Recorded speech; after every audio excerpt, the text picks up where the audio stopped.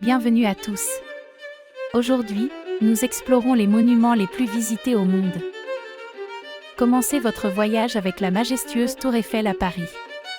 C'est une icône incontournable et un chef-d'œuvre d'architecture en acier construite en 2 ans par Gustave Eiffel et ses collaborateurs pour l'Exposition universelle de Paris de 1889, célébrant le centenaire de la Révolution française, et initialement nommée Tour de 300 mètres, elle est devenue le symbole de la capitale française et un site touristique de premier plan.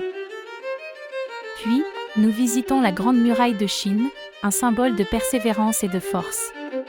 Étendue sur des milliers de kilomètres, son histoire est à couper le souffle. Elle a d'abord été construite avec de la terre, des pierres, du bois et des tuiles, puis plus tard avec des briques.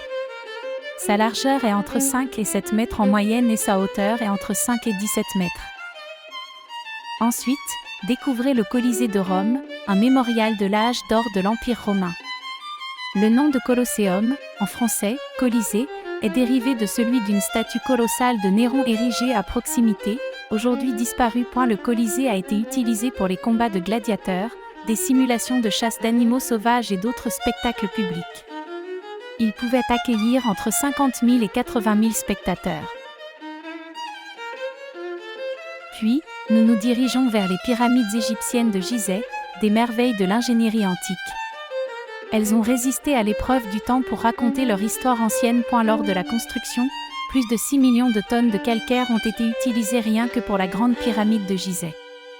Commandée par le pharaon Khéops pendant son règne, entre 2551 avant Jésus-Christ et 2528 avant Jésus-Christ, c'est la plus haute et la plus ancienne de toutes les pyramides construites sur le site. Ensuite, le majestueux Taj Mahal en Inde. Un monument à l'amour éternel, sa beauté en marbre blanc est indescriptible et doit être expérimentée. Sa construction commence en 1632, mais la date exacte de la fin des travaux demeure incertaine.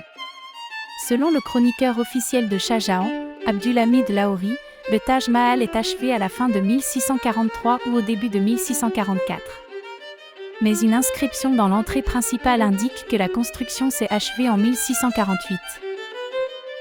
Pour finir, le statut de la liberté à New York, un symbole de liberté et d'espoir pour des millions de personnes. Construite et assemblée en France, sur une idée en 1865 du juriste Édouard Laboulaye, au moment d'une collecte du quotidien Le Phare de la Loire pour honorer la veuve d'Abraham Lincoln, la statue fut offerte par le peuple français aux Américains, en signe d'amitié.